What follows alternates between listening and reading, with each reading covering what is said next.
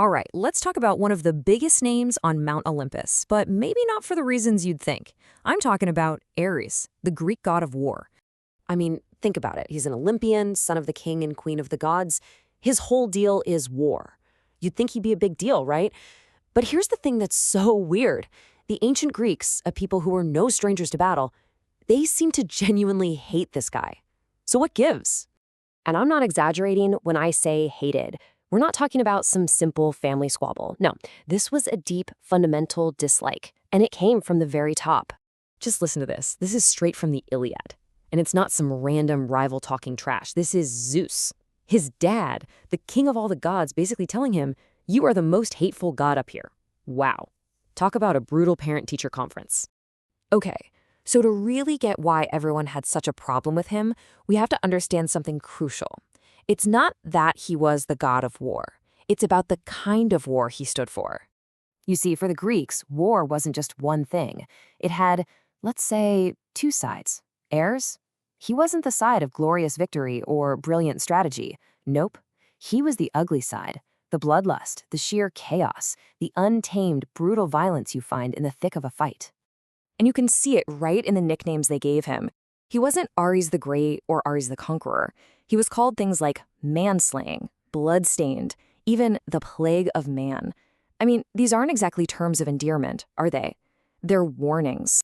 The best way to get a handle on Ares is actually to look at his sister, Athena. Because, get this, she was also a goddess of war, but she was his complete opposite.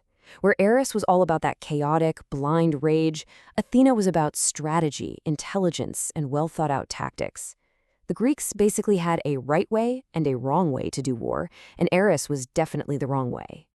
And this wasn't just some abstract idea. It plays out over and over in their myths. In the stories, Ares isn't some terrifying, unstoppable force. More often than not, he's kind of a joke. He's the guy who's always getting trapped, beaten, and laughed at. Take his most famous story. It's not about a great battle he won. It's about getting caught having an affair with Aphrodite.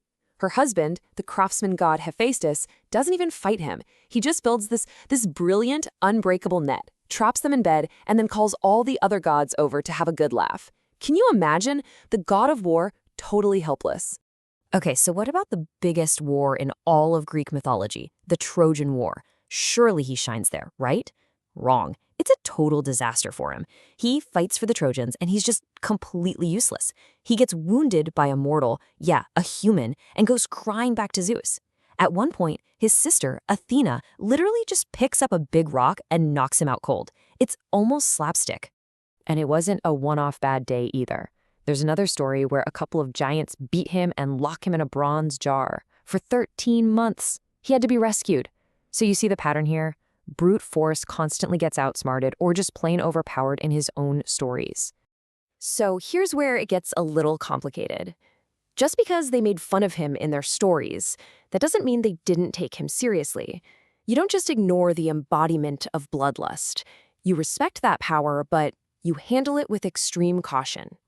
And how they worshipped him is so telling. Take the Spartans, right? The most famously warlike of all the Greeks. You know what they did? They kept their statues of Ares literally in chains. The whole point was to chain his spirit of war and victory to their city, to keep it from getting out of control and running wild. It's all about containment, not celebration. And yeah, the rituals for him were pretty dark. Spartans would sacrifice puppies to him. Other cultures, like the Scythians, were said to sacrifice prisoners of war. This wasn't about parades and feasting. This was worship born out of pure fear.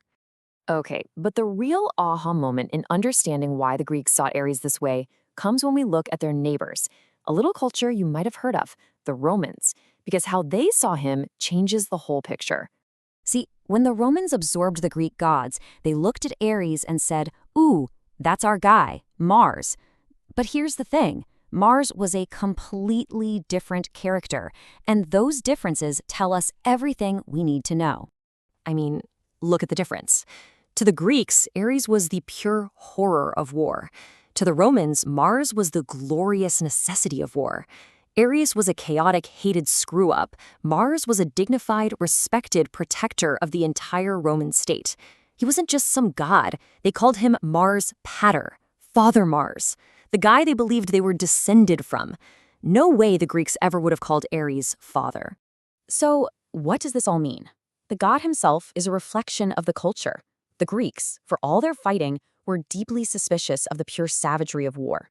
They saw it as something terrible that had to be controlled. The Romans? Well, they built an entire empire on conquest. They needed a god of war who was a hero, a figure that justified their military might and made them proud. And that really leaves us with a fascinating question, doesn't it?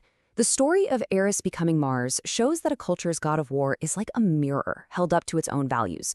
It shows you not just how they fight, but how they feel about it, what they fear, and what they champion. So it makes you wonder, what do our own stories about war, our own heroes and villains of conflict, say about us?